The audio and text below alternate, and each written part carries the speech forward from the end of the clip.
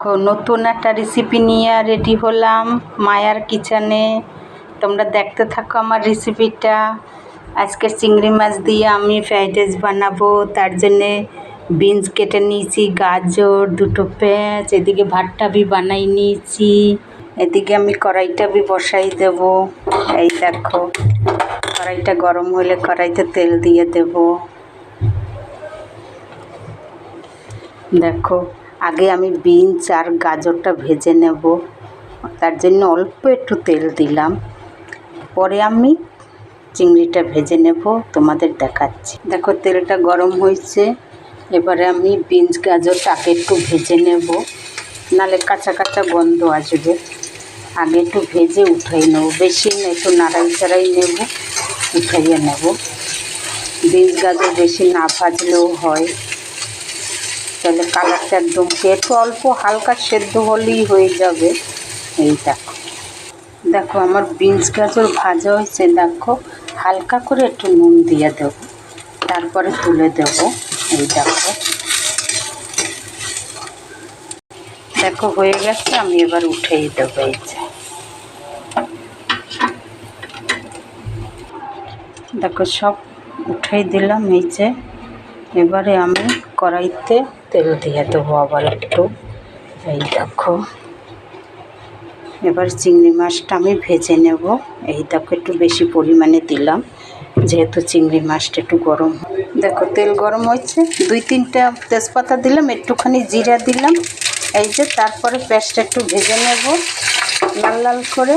এই যে দেখো, দেখো পেঁয়াজটা ভাজা ভাজা হচ্ছে। আমি একটু দারচিনি দিলাম, আর 2-3টে লং দিয়ে দিলাম, আর একটা স্টারের পাপড়ি দিলাম। এবারে আমি এই দেখো পেঁয়াজটা আর একটু ভাজবো। দেখো, আমার পেঁয়াজটা ভাজা হয়ে গেছে। এবার আমি চিংড়ি মাছটা ঢেলে দিলাম। এবারে এটা একটু ভেজে নেব। এই দেখো,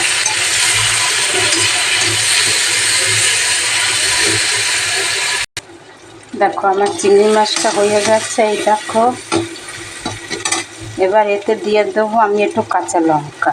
তোমরা চাইলে দিতে পারো, না দিতে পারো, কেন বাচ্চারা যদি খায় এটা তাহলে অসুবিধা হবে, বাচ্চাদের মুখে ঝাল লাগবে।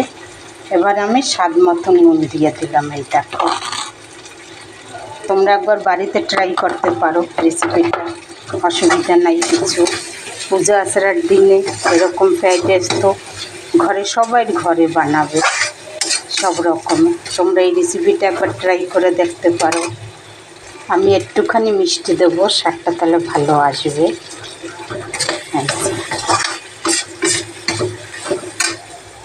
দেখো, ভাতটা তো আমি বানাইয়েই রেখেছি। ভাতটা এবারে এই যে ঢেলে দেবো। এই দেখো, ভাতটা ঢেলে দিলাম। এবারে দেখো, নাড়াই ছাড়াই দেবো ভাতটা। এই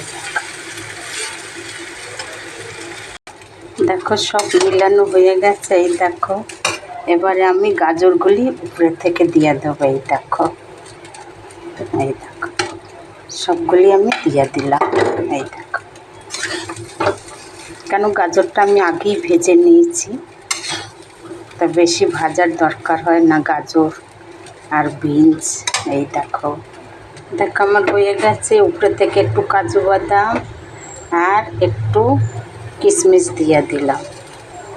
দেখো, আমার ফাইনাল হয়ে গেল।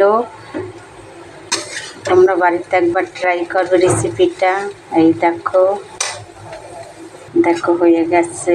এবারে এই যে আমি প্লেটে উঠাচ্ছি। এই দেখো, দেখো আমার ফ্রাইড রাইস একদম রেডি। এই দেখো, এর সঙ্গে কোনো সবজিও দরকার নেই, কিছু নেই। এই দেখো, তোমরা একবার বাড়িতে রেসিপিটা ট্রাই করে দেখতে পারো, অসুবিধা নাই কিছু।